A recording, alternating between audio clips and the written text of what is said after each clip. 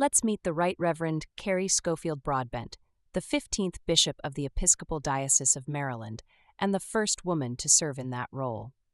With Bishop Carrie today is our Good News team, Deacons John Shematek and Lauren Welch, as we launch our very first episode in our second season of Good News, all about people making a difference in the world. Bishop, we're so thrilled that you're here with us today. We've been really looking forward to having a conversation with you and are absolutely grateful. We know that you are really busy and doing so many things, and just that you're taking this time for us to get to know you and talk with you a little bit is a wonderful thing. So thanks. It's just great that you're here.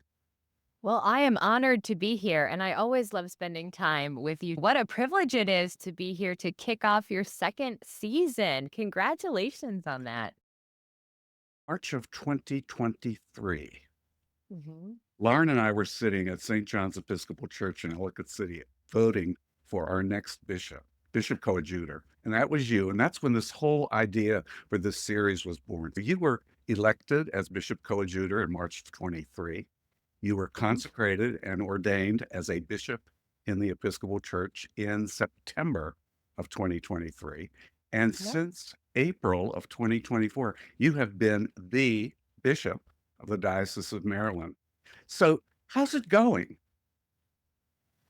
I love this call. I did not know how much I would love it.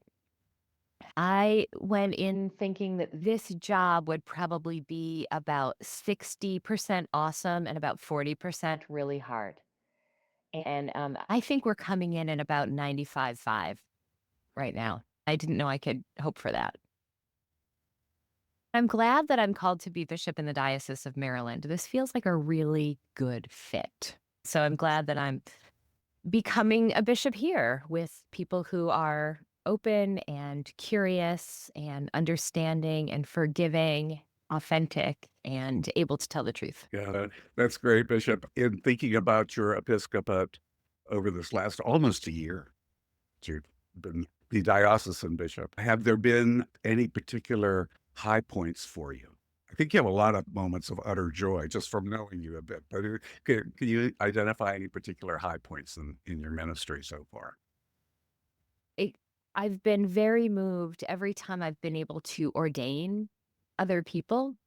That is just a thrill and an honor.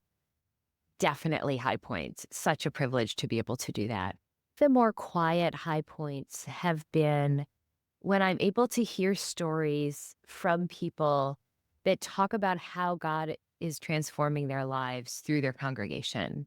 I can tell one specific story about that. I was at Christmas Eve at the cathedral early, watching everybody get ready for the pageant. There was so much excitement. And a mom pulled me aside and said, "There's something that I want you to know. I want you to know that every night when my head hits the pillow, I give thanks to God for this church community. I can't tell you the ways that it is shaping my life and the life of my family."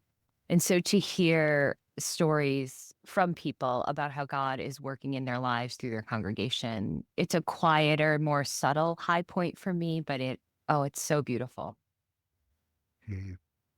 And that's happening across the diocese, not just at our cathedral. Yeah, but Bishop, you invite that. I recall even in the videos when you were a nominee, and ever since you've been true to this, is the value that you place on listening.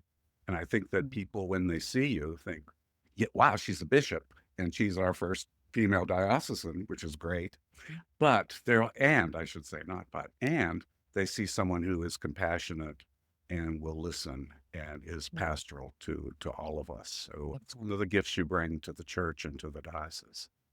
Thank you. I would add, and one who is always joyful. I've always, anytime I've seen you or in all of the pictures on Facebook, there's just so much joy that surrounds your presence. Have there been any surprises in your experience so far? I think in general, I'm consistently surprised by how ready and willing the Diocese of Maryland is to love their bishop. I thought that I would have to hustle for my self-worth or hustle for belonging here. And I've never felt that. People were just ready to receive the new bishop with open arms, and that's felt really beautiful. That's wonderful. And I think, again, as John said, I fight that kind of relationship. And I know that relationship is important to you, and you invite people to want to have a relationship with you. So thank you. What do you think the future of our church is? I am very hopeful about the future of our church. If I'm listening to what I'm hearing across the diocese, our churches are growing.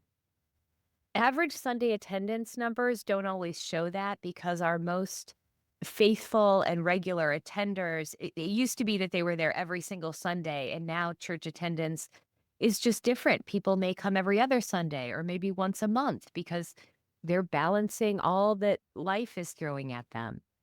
But I hear consistently across the diocese that our churches are welcoming new people and they're staying.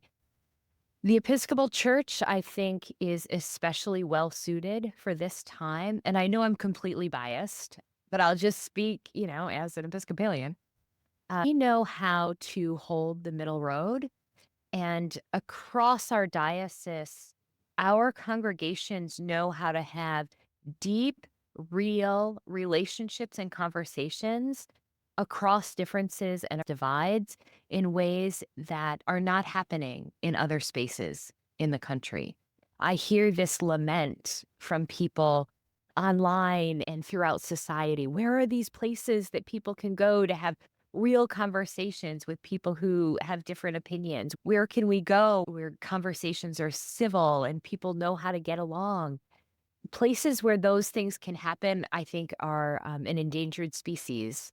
And our Episcopal Church is holding those spaces really well. So, Bishop Carrie, would you say that there's some real intentionality about that in terms of it's not just something that is spontaneously happening, but it's that's being kind of nurtured? Because it seems to me that there's so much, we use the word polarization. The question really does come up is, to what extent do you see this as part of our call to be followers of Jesus at the Jesus way? I think it's absolutely rooted in our call to follow Jesus, to make sure that relationships are at the center and that we're looking to the margins and making sure that people feel welcome and included and that they belong. I think it's part of our cultural heritage as Episcopalians, one of the good parts of our cultural heritage. It's one of the ways we live out our core values. And there are some congregations that are noticing that and living into that intentionally. But I think because it's woven into the fabric of who we are, we sometimes live that out without intentionality as well. I'm reminded of many church signs. Episcopal churches say the Episcopal Church welcomes you. People have that in different ways, the banners they put up and so on. There will be some non-Episcopalians and non-Christians who will be listening or watching this. It's a wonderful message. You are so committed to people at the margins, the economically disadvantaged and victims of racism and gender issues and LGBTQIA plus communities, which I know you are absolutely committed to personally and for the church. Absolutely. It is a source of such joy for me that the Episcopal Church can offer a warm welcome to people who have been hurt by other expressions of Christianity. That our congregations are safe places for people. I think sometimes in our efforts to be inclusive, there's a shadow side that I've seen. Sometimes we've run into churches that take this all are welcome message and they shift it unintentionally to say that all behaviors are welcome in church. All people are welcome in church, but not all behaviors. I've seen some congregations throughout my career lack the spine to stand up to bullies or to people who are not making the church a safe place. I'm beginning to see a shift in our churches too. Some more backbone to say all people are welcome, but not all behavior are welcome in our church. I have a sign in my office. I can't see it from here, but it says, all y'all are welcome, but you got to act right. I think that's part of being a welcoming, open, affirming church. We need to make sure our behaviors are in line with our values. That is such a profound statement, because I'm reminded about over the centuries how the scriptures have been misused and how the church has been misused to hurt people. So Mhm. this is great to know that we stand up for not that, but for people to actually be like Christ to everyone. Which is easy to say, but not always easy to do. It's the lifelong task. It's a good task. Lifelong is good task, but to follow Jesus is just not something that we have to intentionally do that. Mhm. It's not something that necessarily comes normal or easy for all of us. So to be That's right. intentional, and I think that's what you're talking about, right? Absolutely. And it's countercultural to follow Jesus, to rely and lean into community instead of being self-reliant and self-focused, to think about the good of the whole instead of self-interest. That's not a message we hear in wider society as much.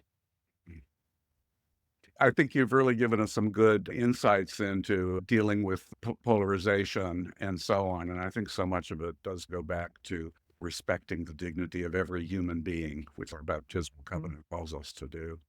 Bishop Carrie, since you are the first woman who has been elected as our diocesan bishop, Mhm. how has the ordination of women influenced you and your ministry? Yeah, thank you. I was born in 1974, which is the year when women were first ordained in the Episcopal Church. Granted, in my early years, I wasn't really tracking on that. My family all grew up Catholic, Roman Catholic.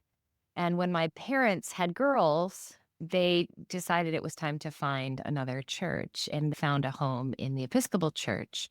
They even then were chafing against, the local parish's custom that the girls couldn't be on the altar and they didn't see women in leadership. They switched to the Episcopal Church, which liturgically they found very comfortable, like home. And they found a beautiful Christian community in our little town and our little church. And their best friends were there. 5 years after I was ordained, my mother was ordained as a priest. I always remember seeing women priests, even though our parish priest was a man. We had supply priests that were women. As soon as I got involved in the wider church in youth ministry, there was women priests. I'd go to convention and I'd see women priests get up to the microphone. Representation can't be underestimated. We're incarnational people, and for me to be able to see ministry embodied by people who looked more similar to me was really important. A pivotal time in my call was when I served in the official youth presence at a general convention in the late 90s in Phoenix, Arizona. I remember looking around and seeing people in collars of all sorts. I thought, maybe this is something I could do. Maybe this is a profession that I could see myself in. Maybe this is a call I could follow. That's been really important. I want to say a word about women mentors who have walked with me in so many ways on this journey. We caution one another, we lift one another up, we listen to one another. Having women colleagues, mentors, supports in ministry has made me the leader I am today. Thank you. I think that having and having you as our first bishop who is a woman has brought life to the church in a way that wasn't there before. I see a lot of energy in our churches and it's different. It's just there is a difference. I think people are excited about having someone who looks like them. The little girls, I mean, it's making a big difference in their lives. I know that I am really grateful for your ministry and thank you. Thank you, Lauren. That means a lot to me. You are just back from the Holy Land. And you Mhm. spent, I love the pictures. It was wonderful. I felt like I was over there. So tell us about your experience. Thank you. Well, I'm glad you enjoyed the post. That was my hope, is that I could kind of bring people along with me. I think there's a sometimes I feel there's a bit of a risk on social media. I don't want my posts to ever show like, oh, look what I get to do. But it's an experience I don't want to keep to myself. It was an incredible privilege to be able to travel and go on pilgrimage in the Holy Land. What a trying and wild time Mm. it is there. Our people are really suffering. I before I went, I definitely understood the economic impact of not having pilgrims in the Holy Land. Um, but I underestimated what a spiritual gift so many people have there for sharing their land and their stories and their faith and their experiences. People seemed hungry to tell the story. Um, and and in that way, it felt very good to be there, to be able to receive those gifts. We had so many incredible opportunities, and we just felt so richly blessed by all of this. People kept thanking us for being there, and we're like, oh, we're the ones who are thankful to be here. Here are you thanking us? But there was something deeply spiritually real that was happening as people shared what was holy and precious for them in that place. Even when we went to Haram al-Sharif, which is also known as the Temple Mount, and there's Al-Aqsa Mosque and the Dome of the Rock, there's a museum on that complex. The folks in the museum took us around. It's an Islamic museum. And they were like, look, this is the biggest Quran ever. This is one of the 10 old. And they were so overjoyed to share their story. So it wasn't just Christians who were overjoyed to share what they had. But it is hard for people to live there right now. It is hard. We understand the ministry of presence, that being with people who are suffering matters. I had a lot of questions as I prepared for the trip. How could I help in this situation with all of this suffering that's happening? How could one small, insignificant person help? We all know that ministry is built on relationships, and relationships require tending to, and that in the midst of suffering, having someone present with us is helpful. Some of my takeaways from the trip. Mhm. Yeah. Thanks so much for that, Bishop, and thanks for bringing us to Maryland, to the Holy Land. And not it's the times are so difficult, and the folks that would normally think, "Gosh, I'd really like to go on pilgrimage," are holding Mhm. for a while. Mhm. Personally, for me, I loved your stories and pictures as well. I went on a diocesan pilgrimage 14 years ago with Bishop Sutton. Mm. Those I was reliving some of those moments, although we were not permitted at that time to go into any of the Islam holy sites. We were kind of out in the courtyard, and That's where I had been on my first pilgrimage, and I was amazed that we were invited in, and that seemed really important. The people Mm. who showed us around wanted us to see. Mm, great. So, Bishop Carrie, do you Mhm. have any final words you'd like to share with us? Advice? Anything that our viewers and listeners might be interested in hearing that you would like to tell us? I'm so pleased with the work you're doing, to do this work week after week, month after month, to share the good news. You all are having real conversations about things that matter, and reminding us that even in the midst of struggle and unrest and political divisions, God is still weaving a story that is good news. I appreciate your commitment to showing up in this space and pointing to those good news stories, not to joy wash things or pretend everything's perfect, but to remind us that light is shining in the darkness and that God is at work, even as many of us feel ill at ease in these times. Thank you so much. Thank you, Bishop. We appreciate your presence, your time, your thoughts, your words. Thank you for being here with us today. And I appreciate your ministry. Look at the deacons. Deacons are here at work. We are. good The news. digital deacons are at it. I love it. Deacons rock. And thank you so much, Bishop Carrie, for being with us. And John and I want to thank all who are listening and watching with us today. Until next time, peace and blessings. This episode of Good News has been brought to you by Listening for Clues. For more podcasts, check out our YouTube channel or our website, listeningforclues.com, or just about any audio podcast platform. Be sure to comment, like, or share. Thanks for being with us today.